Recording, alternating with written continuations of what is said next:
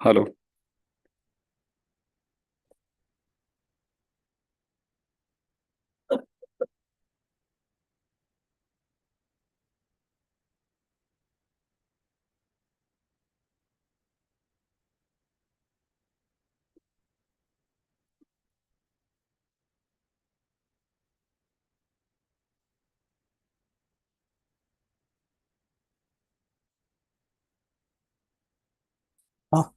Yes.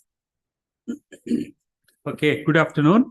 Let's get going. Today we have our own. Don't you want to go live? You're live. He's gone live. Our own colleague Mahesh Gokhale going to talk about materials characterization using different X-ray scattering techniques. Before even I invite Arnab to do the honors of formally introducing the speaker, I want to place on record the kind of facilities you guys, I mean, condensed matter colleagues have, and you have been kind of helping all of us from outside the department for so long and so well that I can't stop recollecting my own experiences and help that I received from many of you in characterizing our detector materials and so on. And so it will be, I think, great help to people of wider audience, I mean, across the institute to know at least on this aspect what kind of facilities you have, and possibly it will help solving some of our understanding of what is going wrong in what we are doing and so on and so forth. So I think it is in that sense really I want to thank Mahesh and especially Arnab too, because of course you don't know, but this talk has been kind of agreed upon on a very, very short notice. It was almost unreasonable to even ask a speaker to come and give a talk in less than a week schedule. But thanks very much to Mahesh for agreeing to give this talk, and more so for Arnab, who is going to introduce the speaker today. Arnab.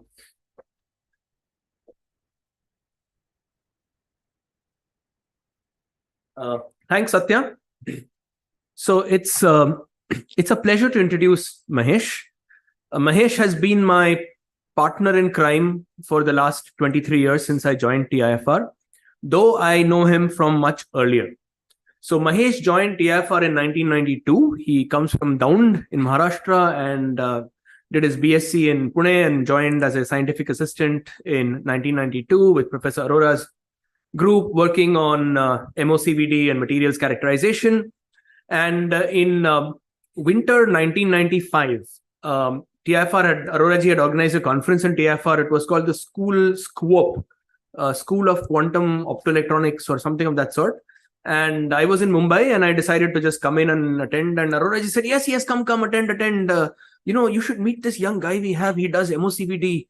So Arora ji introduced me to Mahesh.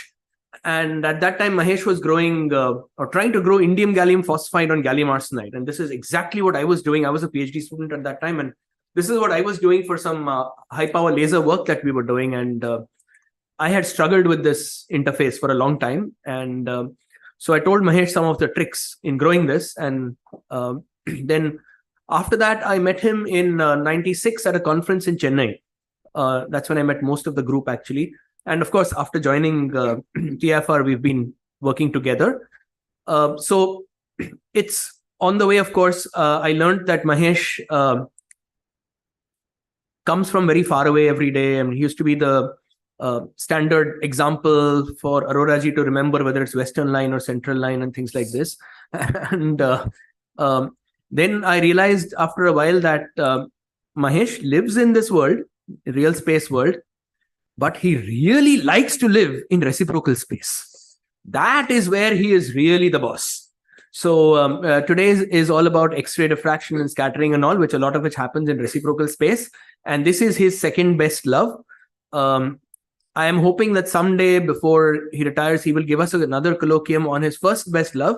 He is also Mr. Fix-It. I think across TIFR, Mahesh is known for, if there's something that doesn't work, Mahesh can usually fix it. And he's been, during COVID, we fixed lots of things and converted them to things, to decontamination systems, finding novel ways to reduce the AC load, using VFDs to control pumps. I mean, Mahesh will come up with novel solutions. We'll hear that later.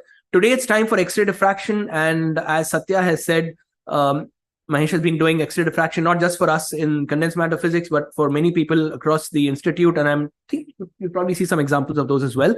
So over to you, Mahesh. Just remember, all of us don't live in reciprocal space, so just go in. Yes.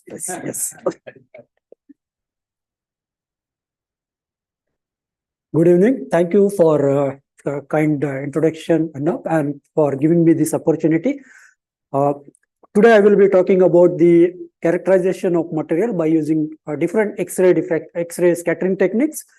So, outline of the talk, this will start with what the crystals are, how the material is divided into two parts, crystals and amorphous, and then we'll slowly progress over the different applications of X-ray scattering techniques like diffraction, reflectivity, in-plane diffraction, and then diffuse scattering, and finally we'll summarize.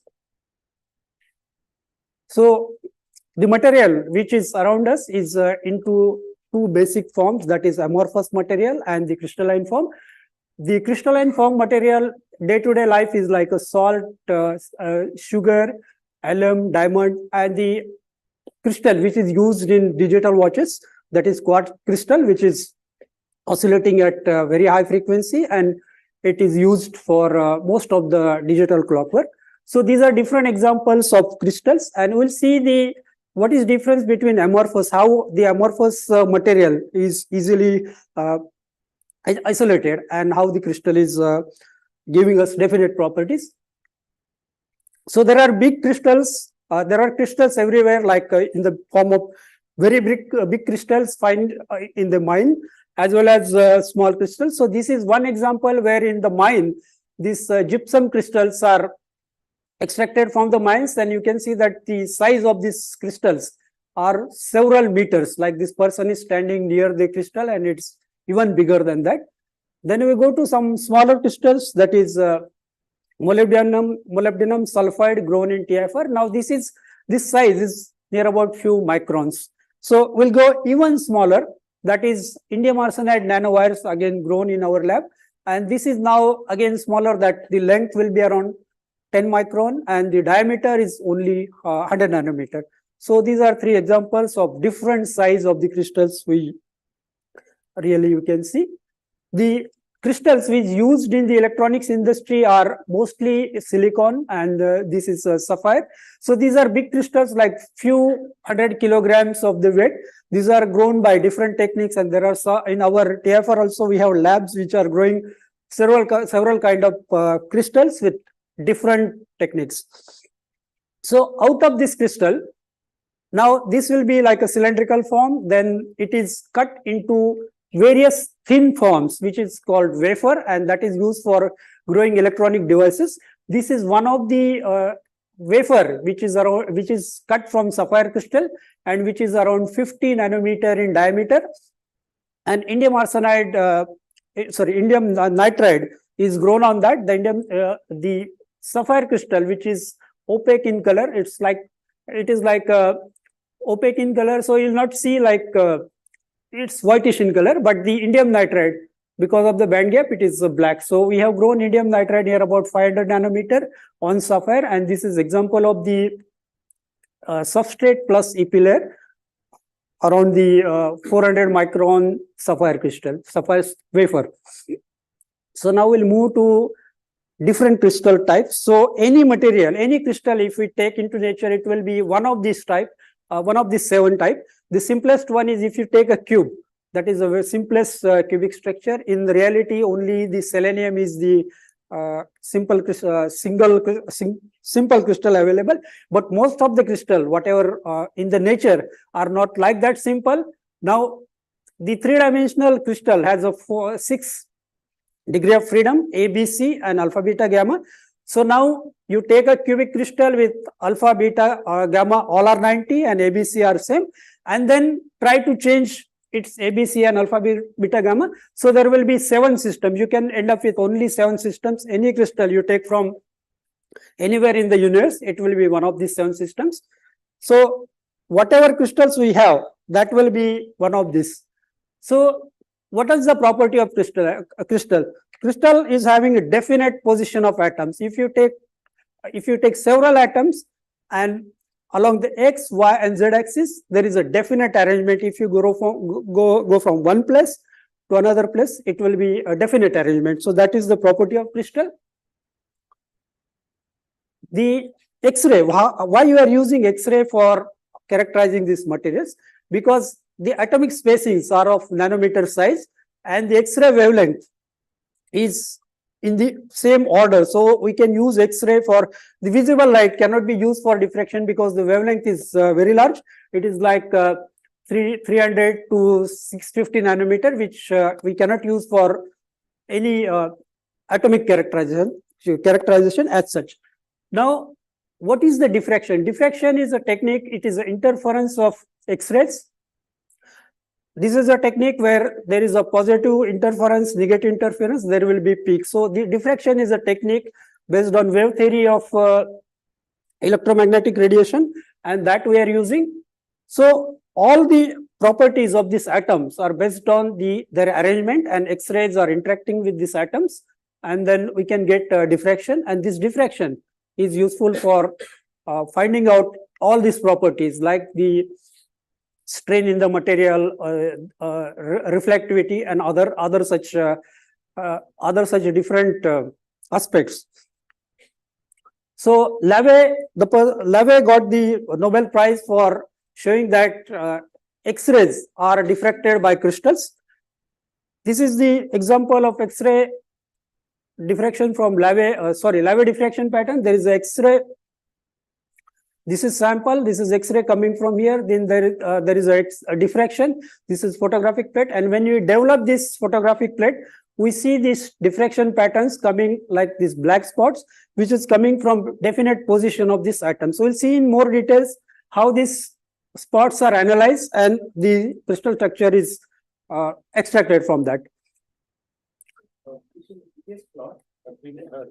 So the nearest one has all those bright black spots, but if far away they are a bit hazy. Is that the artifact will be photographed, or is that something expected from the system? No, it will depend like what is the structure factor of particular plane. So that having stronger structure factor, it will be more dark, and not that if it is structure factor is low, then that spot will not be that bright. Yes. Yes. Yes. So the brightness will depend on the structure factor. Yes. So this was that was a lever diffraction. Now this Bragg, father and son, this duo, they have shown that X-ray diffraction is a simple way to explain by using Bragg's law. That is, these atoms are now situated in an array. So they are forming a layer like this. They are forming a layer like this. Now, if we draw geometrical planes through these atoms, then we can say that this is a H-scale plane. This is another plane. So plane is imaginary thing. There is no plane as such exists. It is the layer of atoms. So through which geometrical plane is passing, and we are using this plane as information of the atoms. So Bragg shown that if this spacing, d spacing between these two planes and the wavelength of this X-ray diffraction is related to this 2d sine theta n lambda relation, and this is most common relation used in all the X-ray diffraction. When you explain something, you just see that either Bragg's law is satisfied or not. So what happens in Bragg's law? There is a wave coming from this way. It is interacting with this atom. Another, the wave is coming from this. And when there is a constructive interference pattern, depend on how much the path difference is. If this path difference is integral multiple of lambda, then you get the constructive diffraction, constructive interference, and you get the spot on the diffraction. So this is the Bragg's law for explaining diffraction from the atoms. H-scale, I will explain how the plane is. These are planes. Once these atoms are in a proper layer form or in a proper position, we can just draw imaginary planes from that and use plane as a representation of these atoms. So if you know the plane, you know where the atoms are located. Now X-ray, this crystallography is a big subject that this is used, X-ray crystallography is used in biological sciences also, and these are some examples like cholesterol, penicillin, vitamin, insulin. These kind of structures are analyzed by using X-ray diffraction, and the famous DNA structure is also analyzed by the X-ray diffraction, where there is a double helix structure, and there was a Nobel Prize for this X-ray diffraction, this X-ray crystallography, 1964. So there are many places where not only in the chemistry or physics, but in biological sciences also the X-ray diffraction is used. Apart from Earth, in the universe, in the universe, whatever the matter is there, it is analyzed by using X-ray diffraction. So these are two examples like Mars rover and the Chandrayaan, where the soil, there are diffractometers on the spacecraft, and the soil is analyzed by using X-ray diffraction, and this is X-ray diffraction pattern from that soil. This is on the Mars. So from the beginning on the Earth up to Mars, Moon, and all over the universe, whatever material is available is it is easy to analyze this material using X-ray diffraction. Okay, now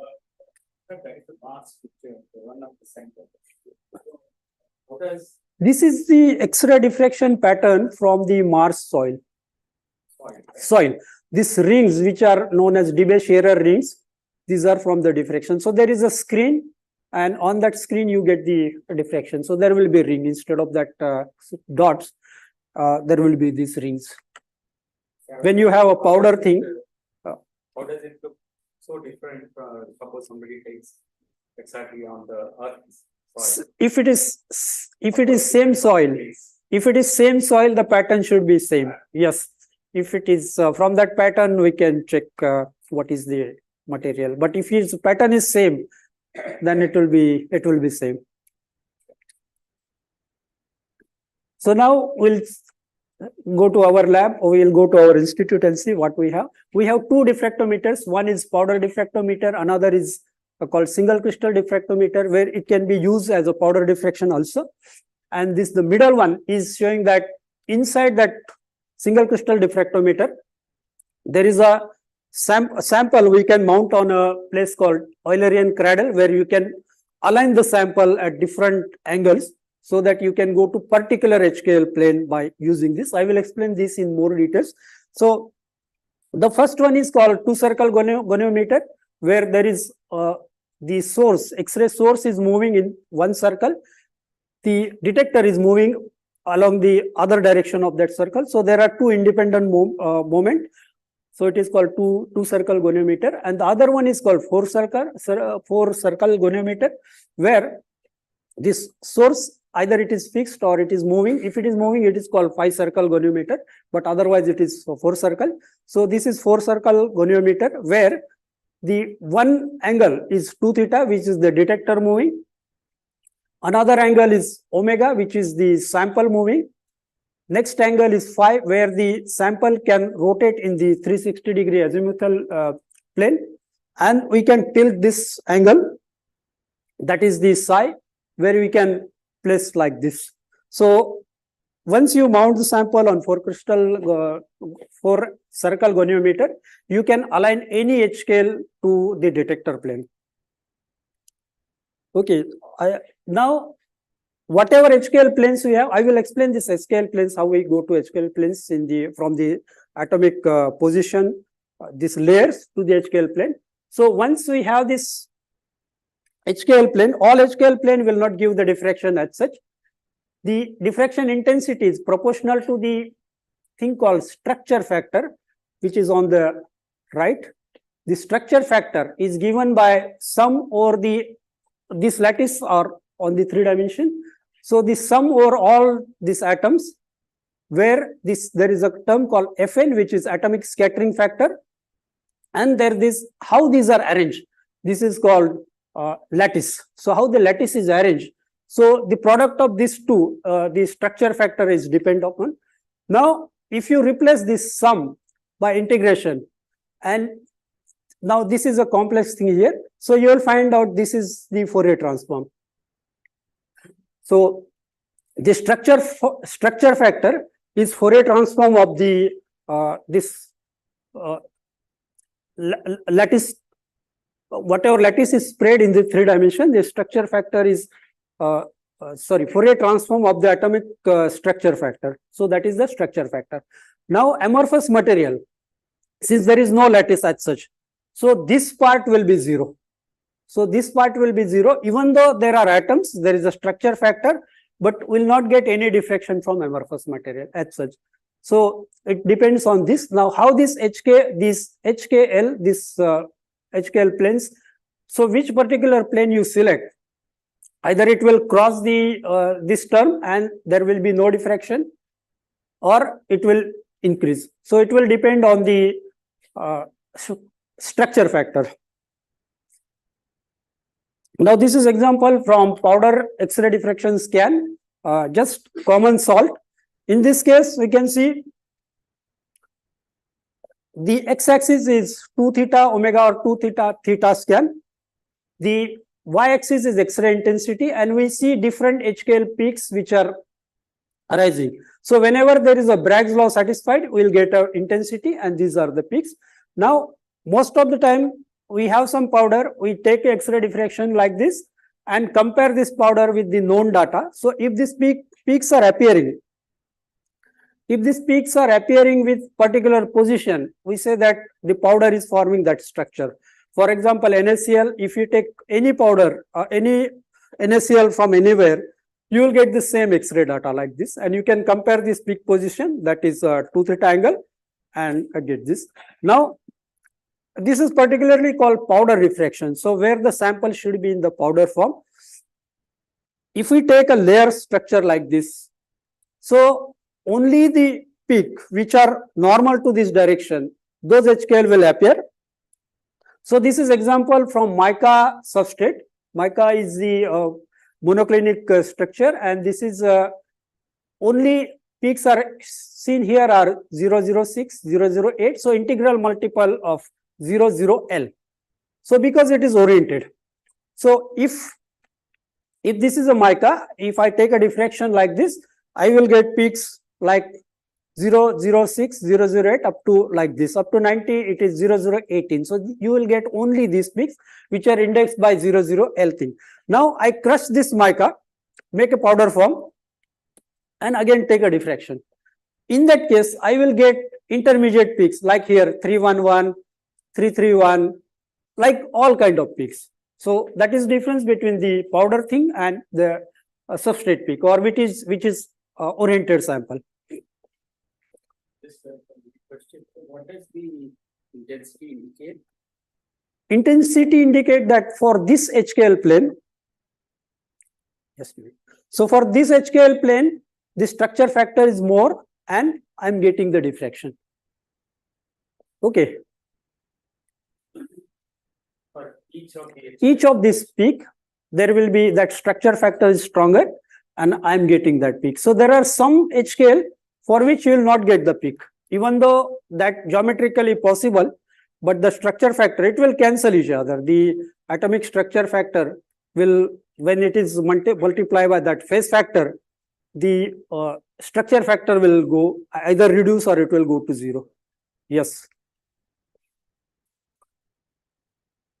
So now this x-axis is 2 theta, theta, that is a scan. This is the scale. 30 to 90 degrees the scale. We'll see what is the scan vector, that is scan axis. So now we have seen that the interplanar distance is d like this, and atoms are sitting on this planes. So just plane is representing now all the atoms which are present there, and this is the Bragg equation. Whenever it satisfies, you will get the diffraction. So what happens is that it goes like this way. When you change omega and 2 theta simultaneously, if it is omega is theta, so it will, you change this, it will go up, you change this, it will go up, and this thing will go up like this. Okay, so I will show you in a simple way that I have this model.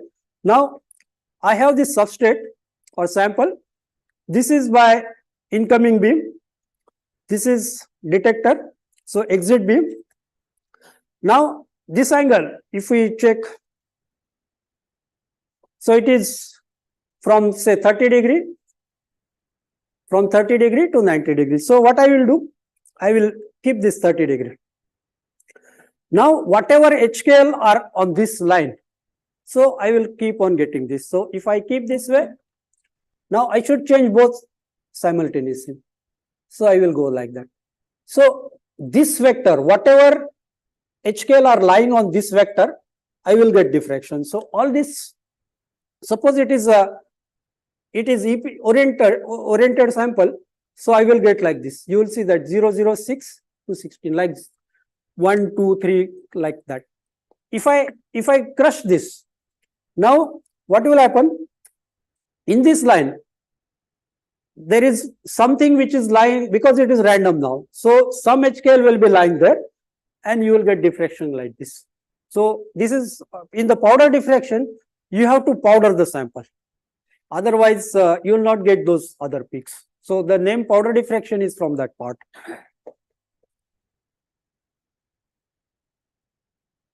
So this is the how we get the scan in a powder diffraction. Now we'll go somewhat more complex than the powder diffraction part. This is now X-ray diffraction used for all our high resolution work, where we analyze semiconductor material like LED or laser, the structures which are made in our lab. So these are, for that we need something like more than the source and detector. There is some other optics which is hybrid mirror, where the X-rays beam is coming. Now the wavelength, which is 0.154 nanometer for copper K alpha, we have to remove any deviation from that. So that is removed from using this germanium crystal. This is a mirror. So you integrate the X-ray beam by using this mirror, and very narrow beam is coming here, which is now monochromatic, only very small deviation in lambda. That wavelength is coming here. This is the sample, and it will get diffracted at particular Bragg angle.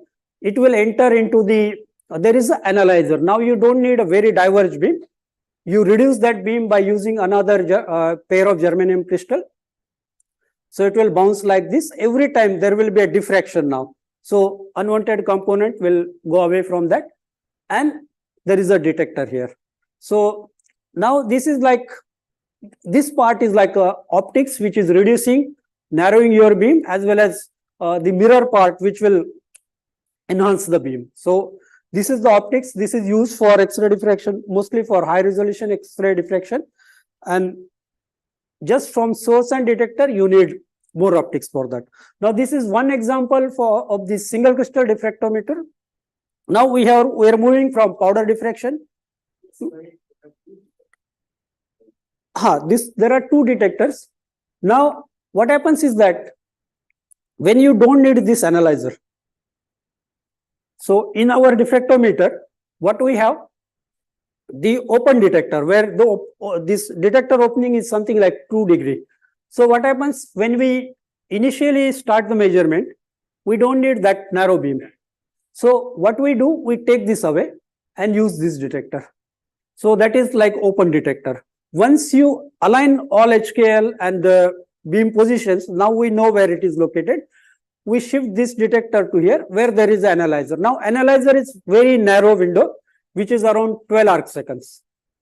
So from 2 degree to 12 arc seconds. So that's why it is used. This is usually, yes. So you begin, at the beginning you use coarse, align it properly, and then move to this. Then it is simple.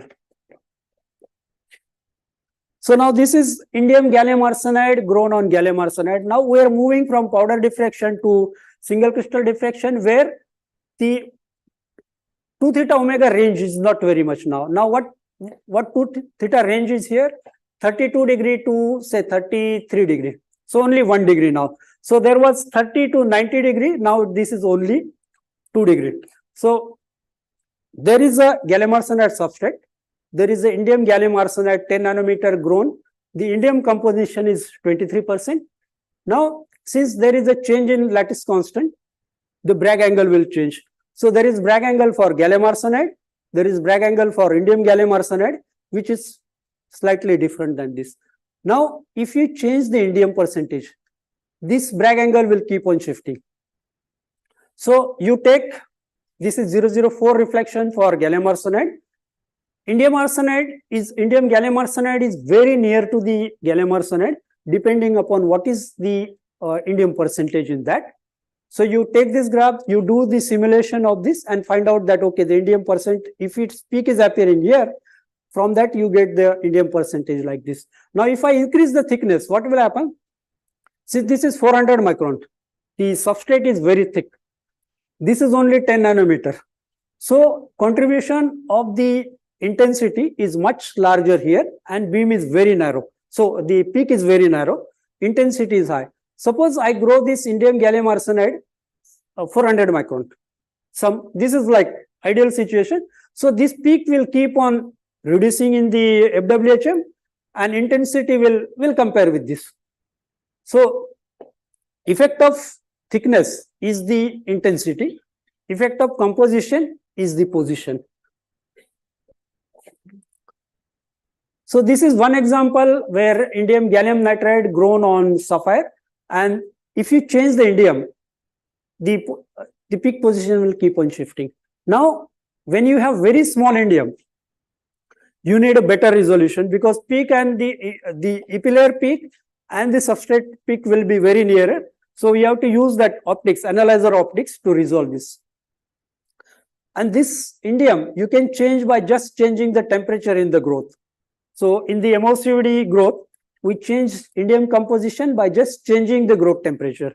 So indium incorporation into this growth is less at low temperature, is more at low temperature. As you increase the temperature, the indium incorporation is less. Now, how to go to reciprocal space from the real space? So when I was doing this MOCVD work with Professor Arora, all that work was involved like changing gas lines, connecting cylinders, using arsine, phosphine, and more mechanical parts in that. When I introduced this X-ray diffraction, diffractometer was new in our institute. And when I saw that it's moving parts and other things, so how this diffraction is taking place, then we encounter the concept like reciprocal space. We learn analytical geometry in college days with very enthusiasm, and I found out that we can use that analytical part very nicely here and get these simple ideas. So real space to reciprocal space journey is not very difficult. The plane, when you take a real space plane, so it is given by expression x upon a, y upon b, z upon c equal to 1. If you know ABC, the intercepts like this, you know the plane. So what you do, you take Miller indices as H, K and L, which are reciprocal of ABC, and then you take out the common part from that. Now, if you know H, K, L, that is 1 by A, 1 by B, 1 by C, you know the plane. So you represent this HKL by point P in another space, and that is HKL. So like XY, Z, it is HKL, and this is real space. You transform into reciprocal space without doing any other work. So other way to go to reciprocal space is use Fourier transform, where we have seen that structure factor is Fourier transform of atomic structure factor, and there is I into other part, so phase part. So that is another way to go to that. So now whatever HKL we have, so now we have seen that these planes are actually the layer of atoms. So there are several planes. Now all these planes, because this will be intercepting like this, now you are only intercepting on A, only on B, like that there are many planes. So all planes, you transform it into the points like this in the reciprocal space. Once you have these points, so there is so how many points you can access with your diffractometer? So there is a sphere called limiting sphere. I will show you how it is coming. So depending upon your X-ray diffractometer wavelength, lambda, this limiting sphere is fixed. Then there are not possible reflections, which the reflections, these HKL planes which are lying inside are not possible because we are working in reflection geometry. X-ray cannot go more than 10 micron depth. So whatever is below 10 micron, it is not accessible. If we take any HKL value here, either the incoming beam or exit beam will be below the sample surface. So like this, I have this. Now if I take that any HKL point which is inside that, so it will be like this. So this thing will go like this, and I will not able to access this, or either this way. So this region is a part of torus. Torus is like a donut. This is a cross section of that torus. Anything which is lying on this, it is not accessible. So now this is more a detailed picture of this limiting sphere and other things. So now there are three kind of reflections available. One is along the surface normal, like we have seen in that powder diffraction. So these are like, if you take simple example 001 orientation, it is 001 to 004 like that, and it will bound. So in this case, this is from gallium nitride. So 007 will not be there. So it is beyond the limiting sphere, you cannot access that. Similarly, there are planes which are not on this normal, but away from that. These are called asymmetric reflections, and you can access this. And there are some reflections which are inside this torus that you cannot access. In order to access that, what you have to do, you have to first tilt that and then take it out. So you have to remove it from the torus. I will show you how to do that. So now the need of this Eulerian cradle and how we align now any HKL. Now this HKL are lying in this limit, within this limiting sphere above the torus, and you need to align. These are in 3 dimension now. So you need to align any particular HKL so that it should come in the way of X-ray source, sample and detector beam. Now this HKL, so this is my sample. This is origin of the reciprocal space. This is incoming beam. This is exit beam. Now my HKL should be here. In order to have a diffraction, my HKL should be here. Now suppose if it is like some HKL is here, these are in the reciprocal space. So these are not real. So suppose my some HKL is here now. So how to measure that? So I have to tilt the sample like this. Okay. Now the asymmetric reflection, it will be like this. It will be something like this. Now how to bring this in this way? I have to rotate this. So if I rotate this, it will come. Suppose it is like this. So I have to rotate this. So it will come in this way and then I can take it. So it is very similar to our dish antenna. So dish antenna, what you have to do, it should face line of sight to satellite. All these satellites are on equator, something like 110 degree on the equator. So if you go to any place, you will find that the antennas in Mumbai, these are directed towards the southeast. So it's very simple way to find out direction at night by using just this dish antenna, and I do this most of the time. So this, in order to align this, so the satellite, these dish antenna people, they have something like satellite finder. They have some tool which is called satellite finder. So what it does, it is changing the phi. So it is moving this is moving in this way. So phi, and then it is tilting at particular angle. So yes.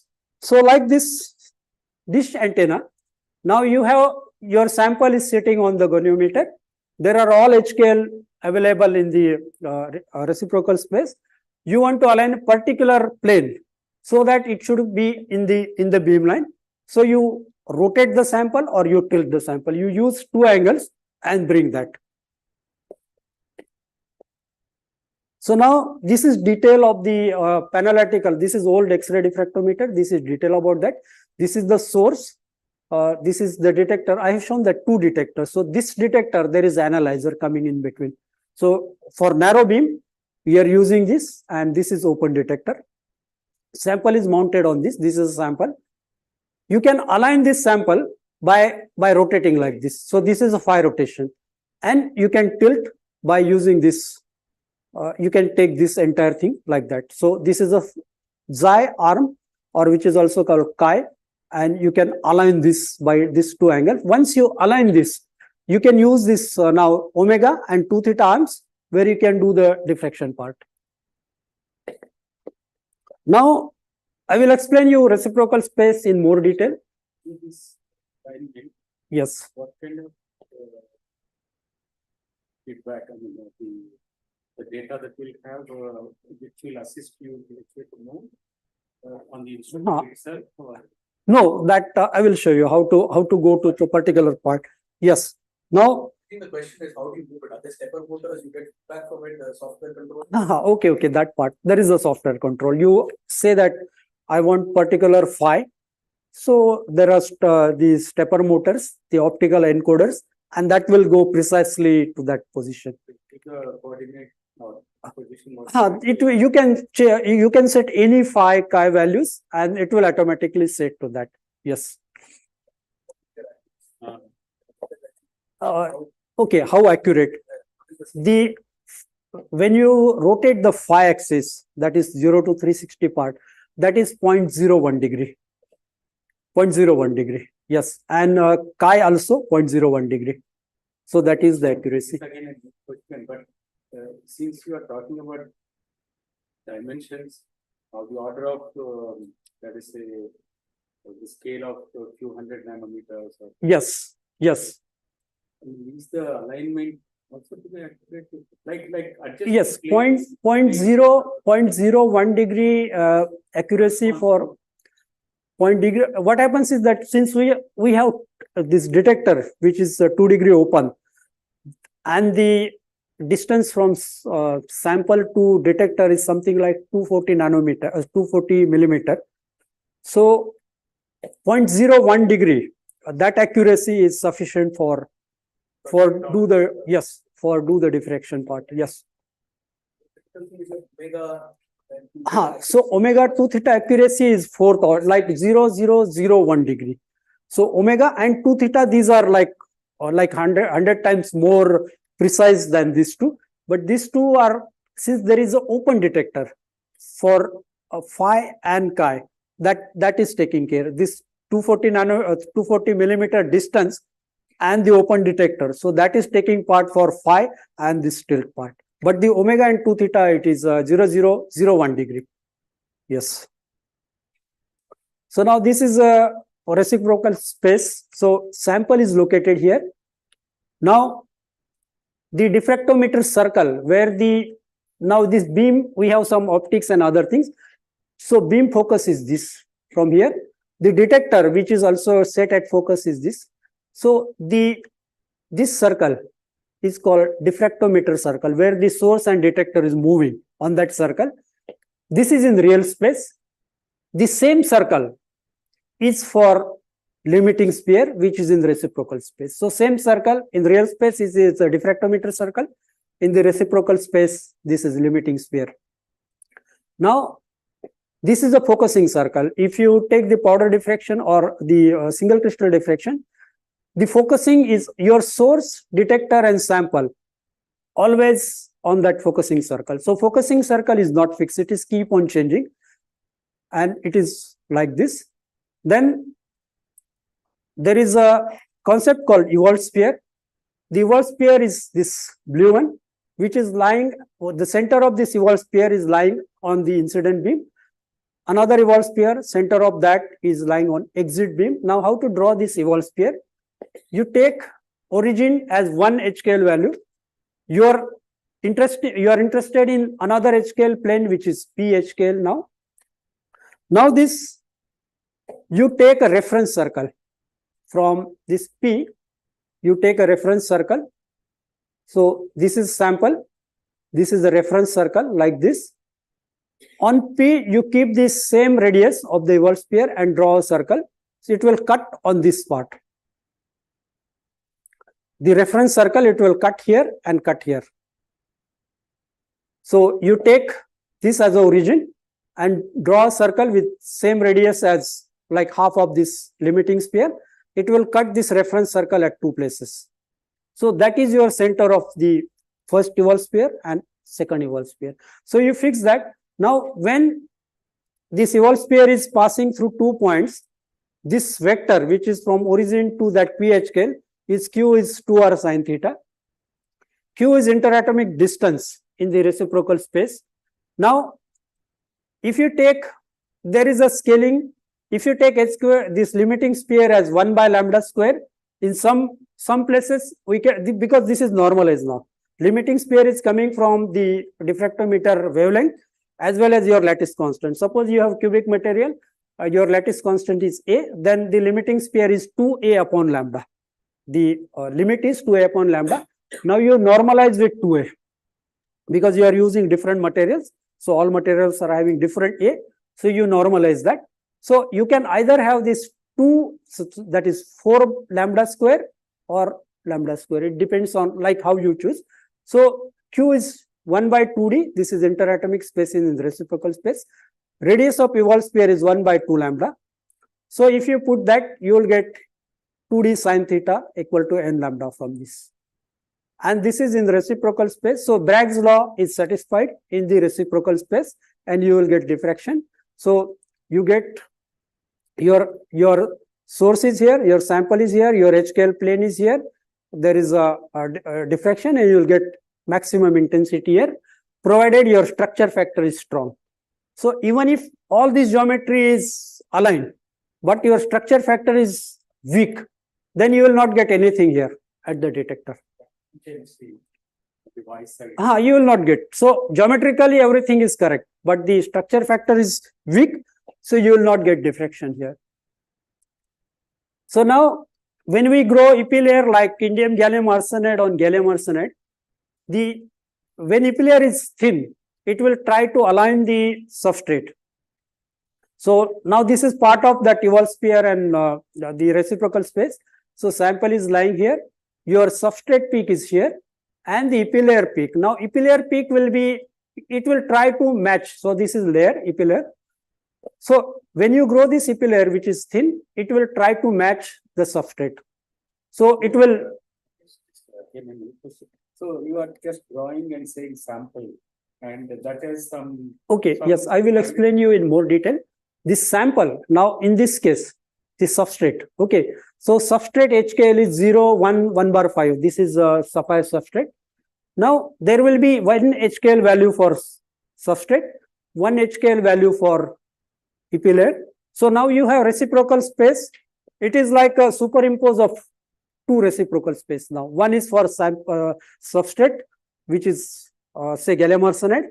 Another is indium gallium arsenide. So now you have combined superimposed reciprocal space where there is one point from substrate like this and another point from layer. So it's combined now. And this EP layer will be very near to this substrate. So it is thin EP layer grown on substrate. So now there is change in lattice constant. So change in D spacing, and it is represented here.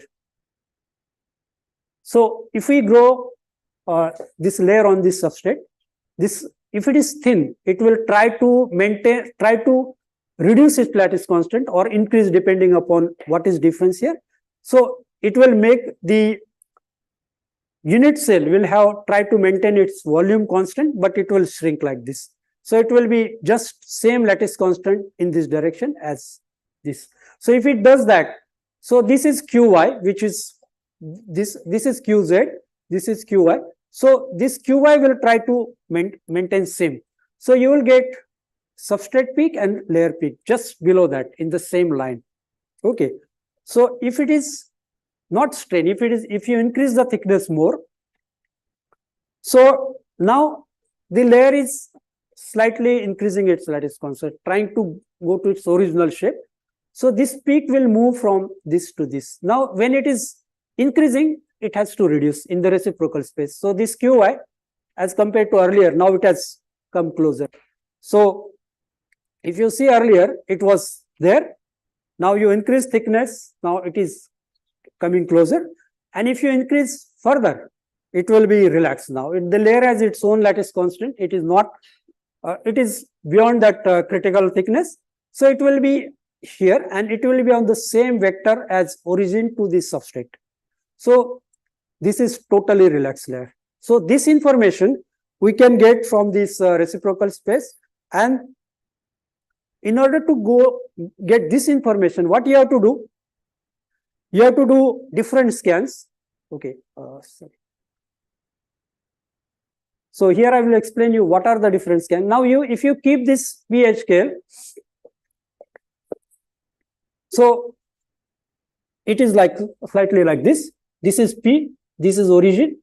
Now if I take this vector, this is 2 theta omega scan, like it was in the powder diffraction thing.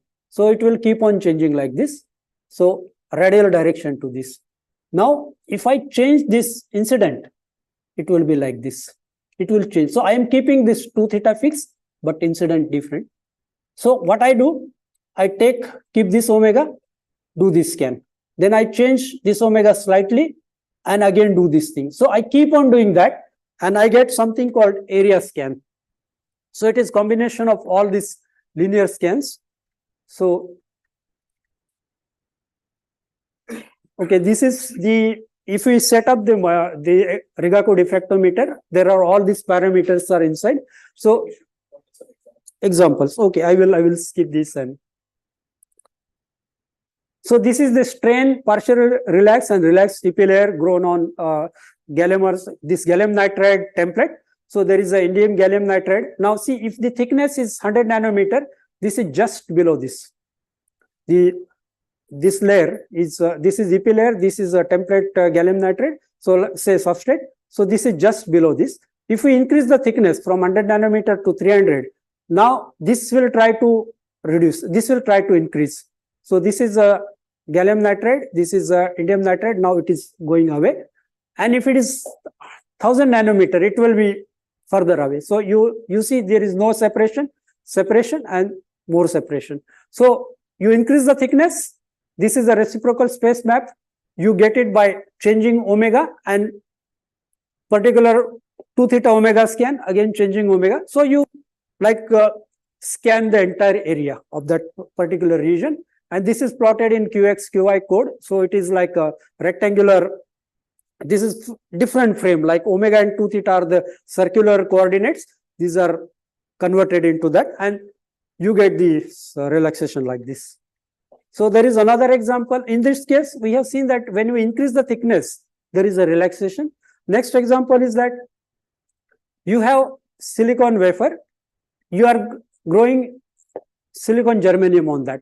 So as you compare, as you change the germanium composition, initially it will be, because now there is a change in lattice constant.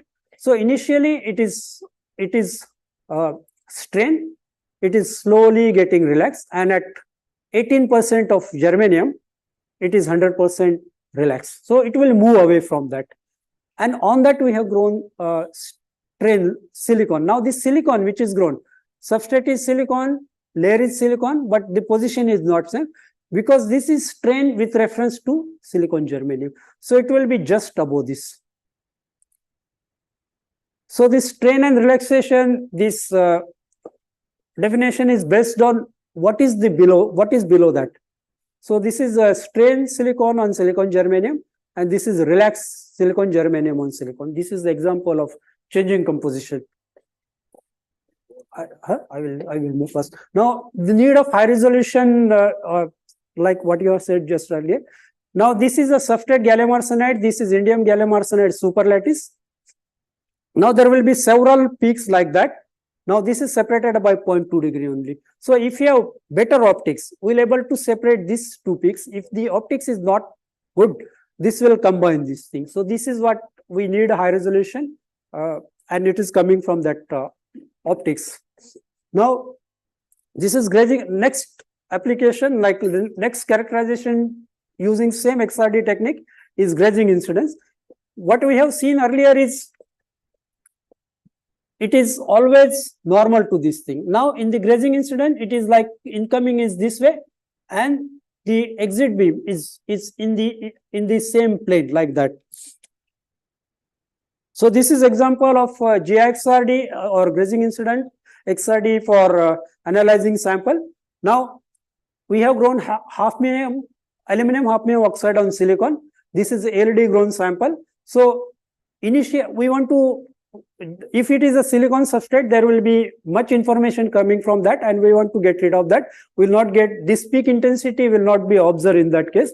So we are interested only the grown material, avoiding the silicon substrate as such. So we have grown this, we have used this grazing incident technique.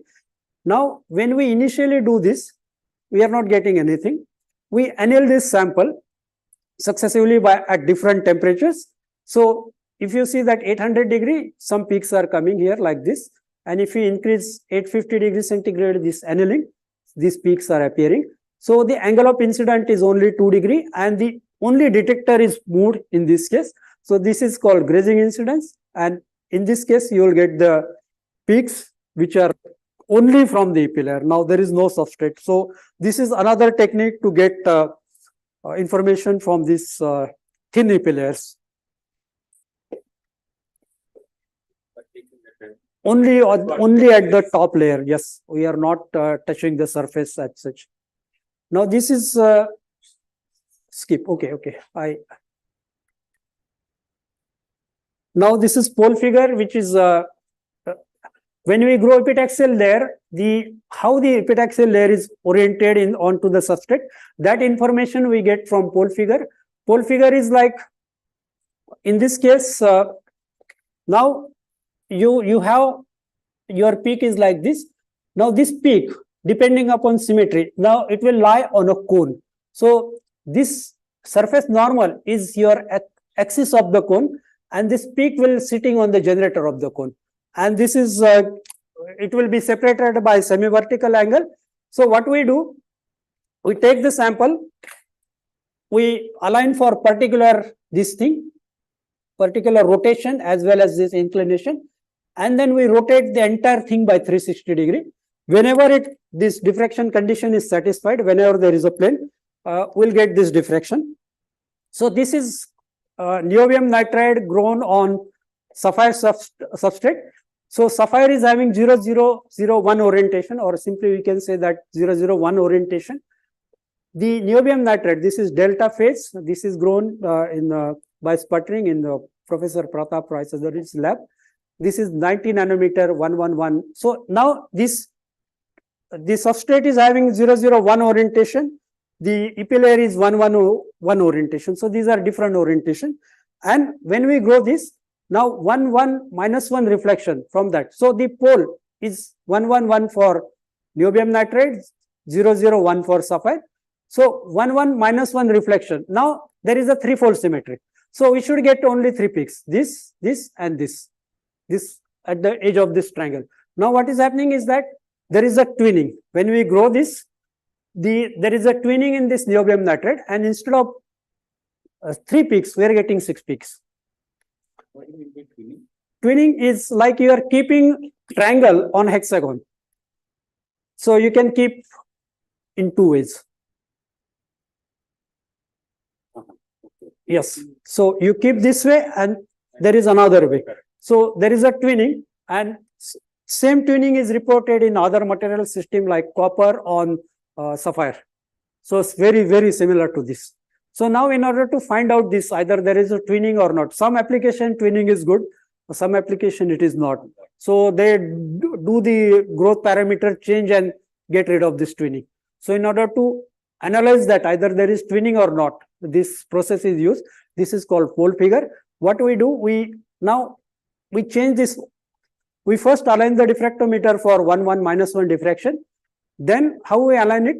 We have to change this tilt by something like 70 degree or so. So we take this now, go to 70 degree tilt, align that 2 theta omega 2 theta value, and then rotate it. So we should get this 3-fold symmetry. Now we are getting 6-fold symmetry, and this is the way we analyze.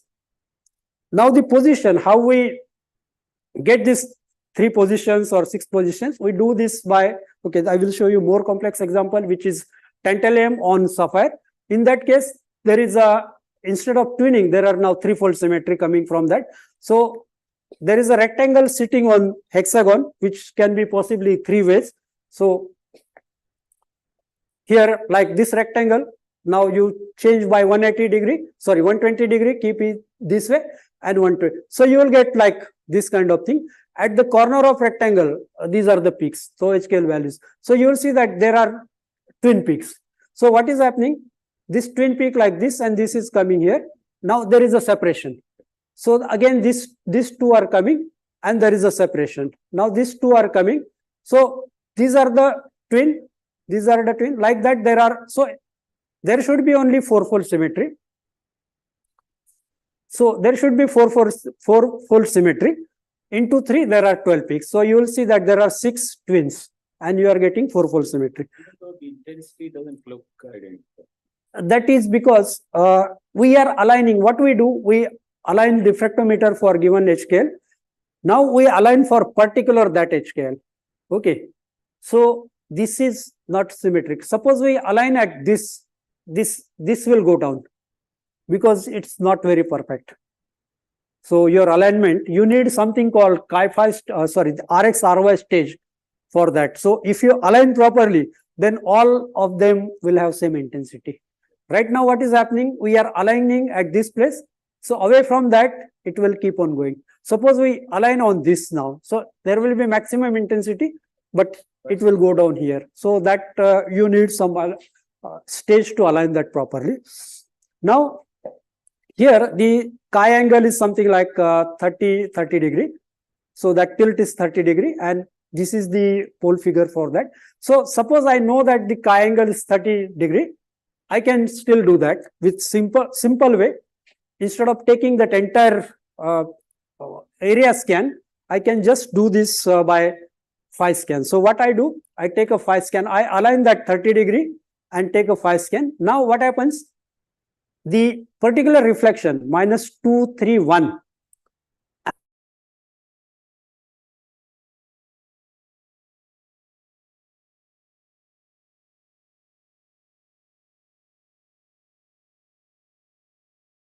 fourfold symmetry. There is a threefold of that, that is 12 reflections. Another reflection which is sitting at the same periphery, so it is mixing. So there is this kind of arrangement. So you will see that there are 24 peaks now. Now how to identify which peak is coming from which plane? So we did this stereographic projection calculation. This is just a program for doing that. So you have a pole, you take a stereographic projection of that. Now what is the phi angle for that particular plane? So for 001 orientation, just okay, 001 orientation, it is simple. For 110 orientation, it is somewhat complex. So we have to use this Euler matrix rotation and other things to calculate that. Okay, I will skip this. So we found that the first and last peak of this bunch of 4 peaks. Now there are 6 bunches. Each bunch has 4 peaks. First and last peak is from -231 reflection. The middle peak is from -123 reflection. So these are how these are separated. So shall we? Do we have enough time, or shall we? 5 minutes. 5 minutes. Okay, I will finish this. So what can you find using X-ray? Okay, X-ray reflection. Yes. So this is a reflection from visible light. Now for X-ray,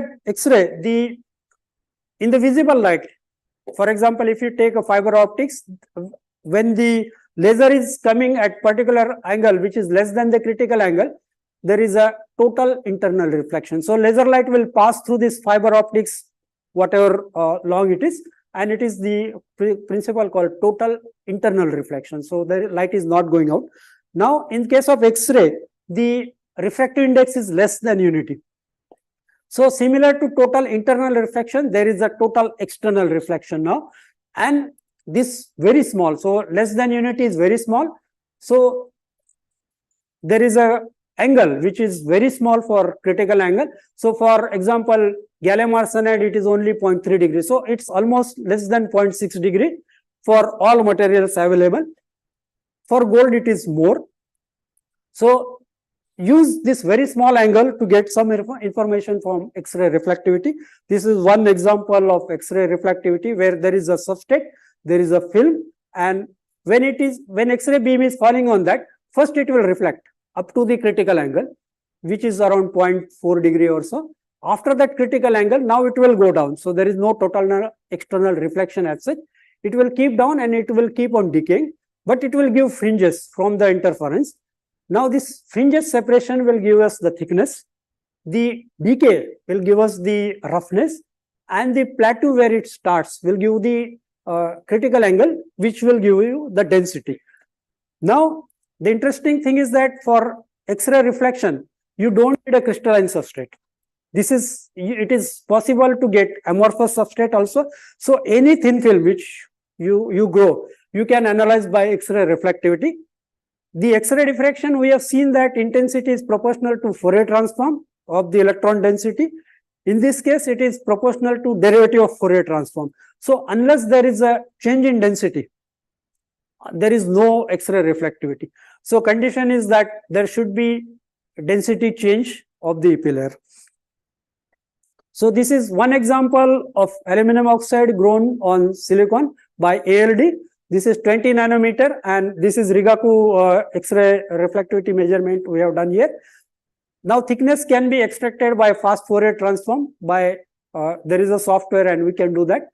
Simple way is you use a rule of thumb, that is from 0 to 5 degree, how many peaks are there, multiply by 2, that is nanometer. This is the way we quickly, whenever we have thin film, we do XRR, and when XRR is going on, because it takes 0 to 10 degree, when it reaches to 5, we know the thickness. This is the simple technique for using thickness.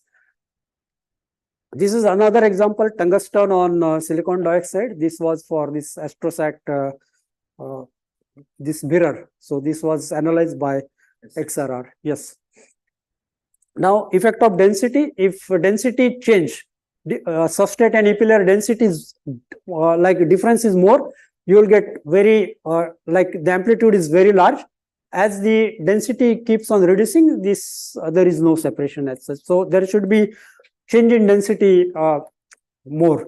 the effect of thickness. If thickness is increasing, your fringes will come closer. So 100 nanometer, after that you will not able to resolve the fringes. So from 5 nanometer to 100 nanometer, that is the resolution that is the maximum thickness you can measure. And the third is the surface roughness. Surface roughness will reduce that amplitude very much. So, and there is a decay also. So you're not able to measure any sample which is very rough, say 2 nanometer. So from multi-layer also you can get the same information. There are now bunches, and you can simulate this and get all thickness values from this. So next example, this is last example, that diffuse scattering. So when we have this X-ray reflectivity, we can get the information about the material density, thickness, and the roughness. But the surface, the interface roughness, that information we cannot get from this. So what we do, we fix 2 theta angle and move this. So like that, the reflectivity, now you have particular 2 theta and now move this particular thing. So this is called omega scale. So we do this for at particular 2 theta value. Sorry. For that particular 2 theta value and get this. So this is measurement we have done on aluminum oxide sample grown by ALD. So this is the specular reflectivity where we change 2 theta omega simultaneously. And this is the only at particular 2 theta.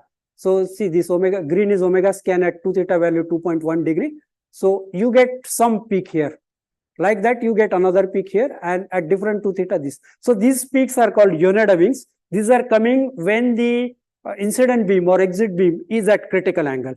And this is happening from, there is a maximum transmission from that EP layer, and there is much more theory behind this. I don't have more details, and we can just summarize here. So X-ray diffraction, reflectivity, and the scattering technique are useful for all material analyzing. It may be amorphous, it may be crystalline. Reflectivity we can use for both. This can be done by laboratory diffractometer. We don't need a synchrotron and other things for this. In this case, I have not covered like texture analysis, Williamson plot hole, temperature dependence, and in-plane XRDs. So there are many other good, interesting applications as such. So if you have a sample, you can please come to X-ray diffraction lab. It will be get done. I would like to thank Professor Chandrasekharan. He introduced me this X-ray diffraction part. Professor B.M. Arora, Professor Arnab Bhattacharya, taking all the ideas and other things into the actual real world, and all students and scientific staff and technical staff from TIFR. Thank you very much.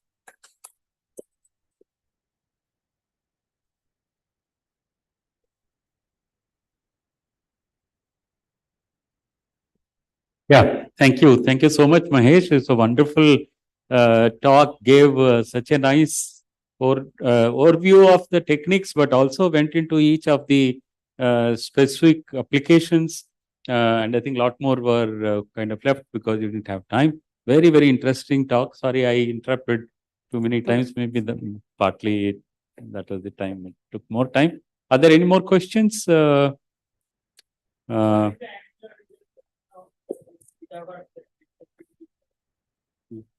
Angular resolution.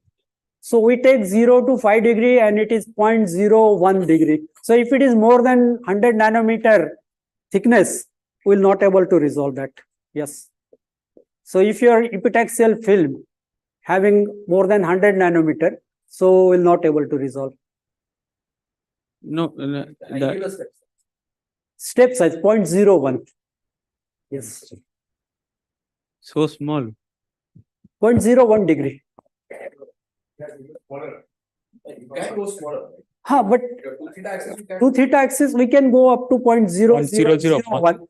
But when it is 100 nanometer, even if you go to that low resolution, you are still getting the peaks there. So it is of no use. Yes. Thank you. So if you have something which is thicker than 100 nanometer, what we usually do is that we calibrate with less than 100 nanometer, and using that calibration, like you grow for 10 minutes, you get say 50 nanometer. and you want to grow to 50 nanometer, then increase the time, and that is the way. No, I have question about your instrument. Suppose you are able to measure with 0.0001 degree resolution. Okay. Yes. Do you have that kind of beam convergence or beam? No, not that Then, kind of. then Yes. how you were The claiming? step size is 0.0001, but beam resolution is not. It is 12 arc second when we use this analyzer. Yes, 12 arc second is the like 0.1 degree is 360 arc second, so 12 arc second. So it is not like that. Even though step size is 0.001, but resolution is not that. Yes. So maximum resolution we have is when we use this analyzer crystal, it's 12 arc seconds. Yes. So, Mahesh, in your reflectivity analysis, you said if the material density changes, the fringe amplitude goes down. Yes. But there's also that other thing that you showed where if the surface roughness changed, Yes. the fringe density goes down. So how do you distinguish between these two? We have to use the diffuse scattering part. The last part which I have shown you to distinguish between the surface roughness and the density variation. So you use diffuse scattering and you can correlate from where it is coming. So there the diffuse scattering comes. There Yes. is a way to distinguish Yes, between yes, there is a way to distinguish. Those amplitude of Yoneda winds, that will depend on this interface roughness, and you can easily resolve that. Yes. Okay. If there are more questions, maybe we can discuss over a cup of tea, because I see maybe the bus timings, whatever people going away. So we'd like to thank Mahesh.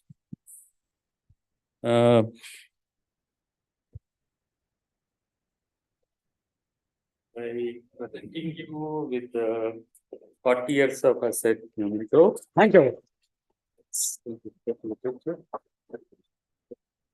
Thank you. Thank you very much. Yes. Thanks all of you. Please join for a cup of coffee.